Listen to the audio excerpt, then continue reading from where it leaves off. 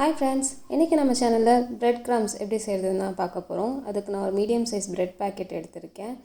அந்த பிரெட்டில் உள்ள ஸ்லைசஸை மூணாக நான் வச்சு அதில் இருக்கிற கார்னரில் இருக்கிற அந்த ப்ரௌன் கலர் லேயரை நான் வெட்டி எடுத்துக்க போகிறேன். 4 சைடில் இருக்கிற ப்ரௌன் கலர் லேயரையும் வெட்டி எடுத்துக்கலாம்.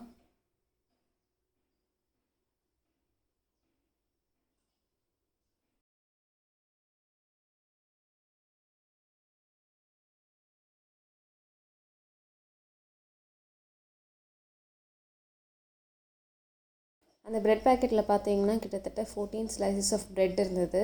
அது எல்லாத்தையுமே நான் வெட்டி எடுத்து வச்சுக்கிட்டேங்க.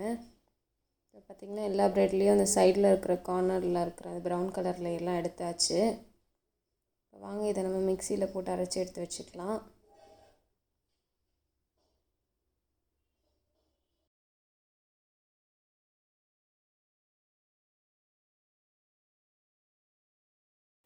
இப்போ பார்த்திங்கன்னா இது எவ்வளோ பவுடராக இருக்குது பாருங்கள். அப்படியே பார்க்குறதுக்கு சர்க்கரை மாதிரி இருக்குங்க. இந்த ப்ரெட்டு கொஞ்சம் கொஞ்சமாக போட்டு தாங்க அரைக்கணும். அப்போ தான் இந்த பக்குவத்தில் அரைப்படும், இல்லைன்னா அரைக்காது மிக்சியில். இப்போ நம்ம இதை பேனில் போட்டு ஹீட் பண்ணலாம் வாங்க.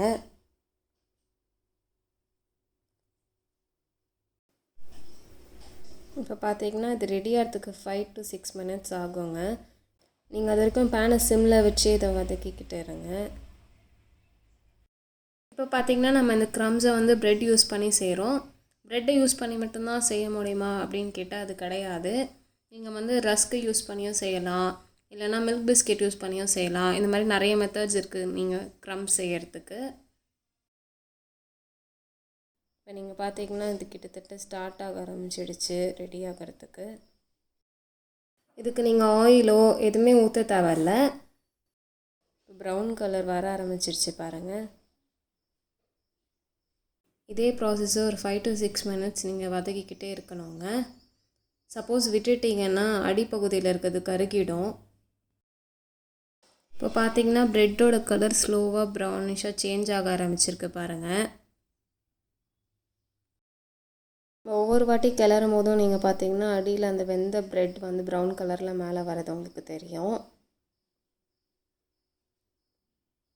இப்போ பார்த்திங்கன்னா பிரெட் க்ரம்ஸ் ரெடி ஆகிடுச்சுங்க. இந்த பக்குவத்துக்கு வந்தோடனே நீங்கள் இதை ஆஃப் பண்ணிவிடுங்க. இப்போ நம்ம உதுத்து விட போகிறோங்க. அதில் பார்த்திங்கன்னா ஹீட் ஆனனால கட்டி பிடிச்சிருக்கோம். நீங்கள் அது கொஞ்சம் நேரம் பேன்லேருந்து இறக்கி வச்சோடனே இப்படி உதுத்து விட்டுக்கோங்க. இப்படி உதுத்து விட்டுட்டோடனே நீங்கள் அதை வந்து ஒரு பாக்ஸில் ஸ்டோர் பண்ணி வச்சுக்கலாங்க. இது பார்த்திங்கன்னா கட்லெட், ஸ்ப்ரிங் ஆனியன் போன்ற டிஷ்ஷஸ்க்கெலாம் நீங்கள் இதை யூஸ் பண்ணிக்கலாம். வேறு என்னென்னலாம் பொருட்கள் வச்சு க்ரம்ஸ் செய்யலான்றதை நான் டிஸ்கிரிப்ஷனில் கொடுக்குறேன். இந்த வீடியோ உங்களுக்கு பிடிச்சிருந்தா லைக் பண்ணுங்கள், ஷேர் பண்ணுங்கள். மறக்காமல் மாயன்ஸ் கிச்சன் சேனலுக்கு சப்ஸ்கிரைப் பண்ணிவிடுங்க.